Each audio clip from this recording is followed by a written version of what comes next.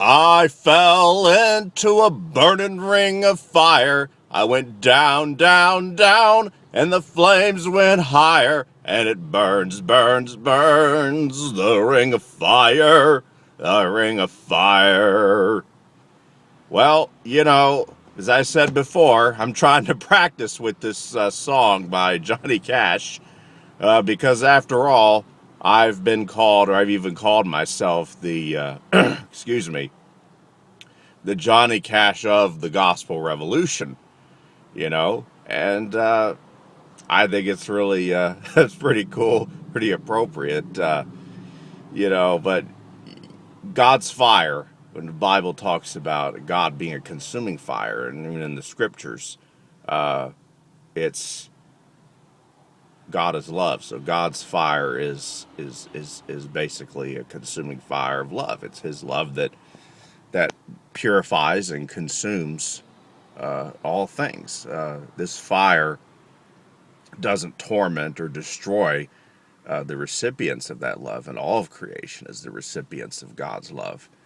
But that fire, it basically purifies all of the impurities, all the self-righteousness, which is really the only impurity there is a self-righteousness out of humanity. It's no Self-righteousness is never the real humanity. That's not really us. That's a false image of humanity, and that was burned away when Christ died on the cross for the sin of the world.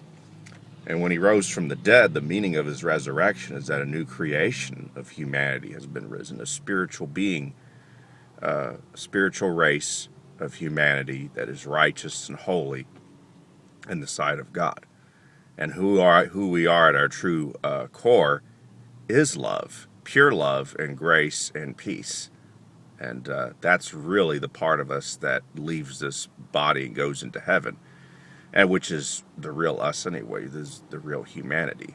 So I kind of like to change the lyrics a little bit and say that, all of humanity has been purged in the lake of fire. We all fell into a burning lake of fire. We went down, down, down, and the flames went higher. And it burns, burns, burns, the lake of fire, the lake of fire. And the lake of fire is good because, again, it purges out. What John the Revelator saw with this lake of fire was symbolic for our old selves in Adam, that old creature that was self-righteous and religious and basically at enmity with God. That old creature in Adam, that sin nature, if you want to call it, whatever term you use, that was purged out at the cross. So when Christ died on the cross, John the Revelator saw that vision of our old selves in Adam being purged out, basically.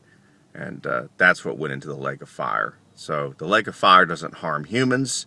It's a good thing, and it's God's love basically drawing us in and tucking us away in Him.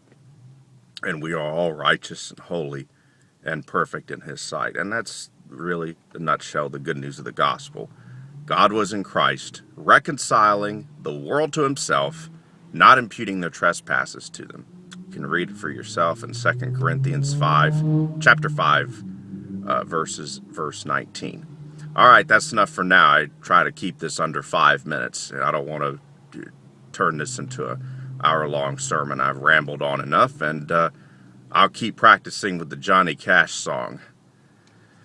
The lake of fire is a wonderful thing. It is good.